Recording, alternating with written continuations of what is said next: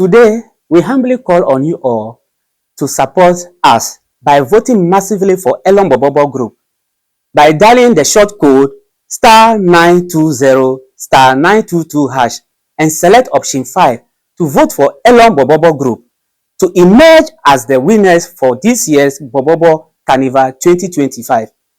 We are coming to give you nothing but the best. Thank you very much, and may God bless you all. Akpena mikakaka.